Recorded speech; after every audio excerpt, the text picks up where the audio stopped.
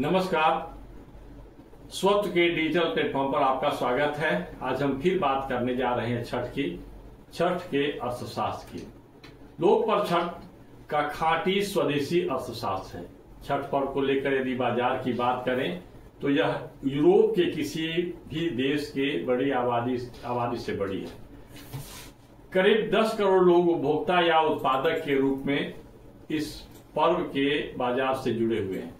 अन्य भारतीय त्योहारों की तरह इसमें चीन या किसी दूसरे देश की कंपनियां अपनी पैठ नहीं बना सकी हैं।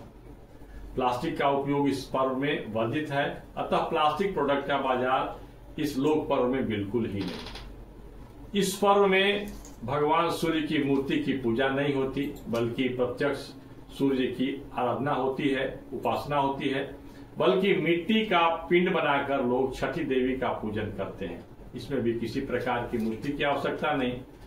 इस अवसर पर एक चीज की मांग इतनी होती है कि उसकी पूर्ति नहीं हो पाती है, वह है अकवन, यानी मदार के फल से निकलने वाले रुई से तैयार रक्त या पीत रंग वाला अर्क पत्ता। गोलाकार सूर्य की प्रतिकृति माने जाने वाले इस अर्क पत्ता का निर्माण बिहार और झारखंड में कुछ निश्चित स्थानों पर ही होता है। जंगल या नदी किनारे थोड़ा शुष्क स्थान पर मिलने वाले अकवन पौधा को लोग सावधानी से तोड़ लेते हैं। सावधानी पूर्वक उसके पक्के फल को तोड़ा जाता है। इसके बाद कुछ दिनों तक धूप में रखने के बाद उससे कपास यानी रुई निकाली जाती है। उसी रुई से बहुत पतला अर्क पत्ते का निर्माण किया जाता है। उसे प्राकृतिक रंगों से युक्त करने के बाद पीला या लाल रंग में टहटा लाल जो कहते हैं उसे तैयार किया जाता है। छठ पर्व पर तो इसकी आवश्यकता होती है, लेकिन सूर्य से संबंधित अन्य पूजा के अवसर पर इसकी मांग होती है। मानता है कि अकवन, जिसका नाम अर्क भी है, वह सूर्य देव का प्रिय पौधा है। सूर्य को भी अर्क कहा गया। ओम अर्काय नमः। सूर्य षष्ठी में अकवन या अर्क के पुष्प का भी पूजन में उपयोग होता है। छपरा शहर से 30 किलोमीटर पूर्व स्थित मझौगा एक गांव है, वहां अर्क पात निर्माण से लोग जुड़े हुए हैं। लगभग 25 परिवार परंपरागत रूप से जुड़े हुए हैं। इसी प्रकार बिहार के औरंगाबाद, पलामू के गढ़वा जैसे स्थान पर इसका निर्माण घरेलू उद्योग के रूप में होता है और उससे परंपरागत रूप से कुछ परिवार जुड़े हुए हैं। छठ के अवसर पर भारत के महानगरों के साथ ही विदेशों से भी इस अर्क पत्ते की मांग होती है। इसीलिए अमेजन जैसे कंपनी जो है, नेटवर्क कंपनी, इसकी मार्केटिंग की योजना बनाती रही है, इस बार भी बनाई है। इसे अर्घ के समय इस अर्घ पत्ता को अन्य प्रसाद के साथ सूप में रखा जाता है। ऐसी मान्यता है कि इस अर्घ पत्ते पर सूर्य की शक्तियां आकर संघनित हो जाती हैं। इसीलिए लोग इसे अपना पूजा घर में रखते हैं या घर के दरवाजे पर साट देते हैं। पीड़ा या कष्ट के समय में इस अर्घ पत्ता को प्रभावित अंग से सटाया जाता है या उसे सटा करके उसके साट दिया जाता है ताकि पीड़ा से छुटकारा मिल सके। इस प्रकार की मान्यता है।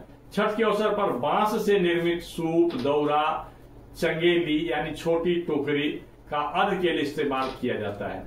वहीं मिट्टी के बर्तन का उपयोग प्रसाद बनाने में किया जाता है।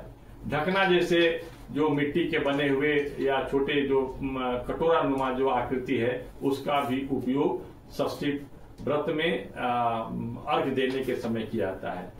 इस अवसर पर बांस से बने सामानों एवं मिट्टी के बने बर्तन की मांग खूब होती है। वहीं पीतल और कांसे के बर्तन का भी उपयोग इस अवसर पर खूब होता है। छठ एक ऐसा अवसर है जिसके बल पर पूरे वर्ष बांस उद्योग परंपरागत ठठेरा यानी धातु के परंपरागत बर्तन बनाने वालों की रौनक बनी रहती है। छठ में स्थानीय स्तर पर उत्पादित फलों का उपयोग होता है, जिसमें केला, अमरूद, अनारस, घाघर यानी बड़ी नींबू, जल फल यानी सिंघाड़ा, सुथनी, शकरकंद, मूली, गन्ना, अनानास, सेव, नारंगी, कोहड़ा जैसे कई फल और सब्जियां हैं जो प्रसाद के रूप में अर्घ के समय चढ़ाया जाता है। इसके साथ ही घी से बने ठेकुआ और नया चावल से बना कचवनिया भी छठ का प्रधान प्रसाद होता है। इस प्रसाद बनाने में गुड़ का उपयोग किया जाता है। इसका मतलब यह हुआ कि छठ के अवसर पर जो बाजार सजता है वह पूर्णतः स्वदेशी होता है, जबकि दीपावली, दशहरा, होली जैसे पर्व के अवसर पर वैश्विक बाजार की शक्तियां अपने अपने प्रोडक्ट की एग्रेसिव मार्केटिंग करती हैं। उसके लिए वो अपना एक विज्ञापन की योजना भी बनाते हैं।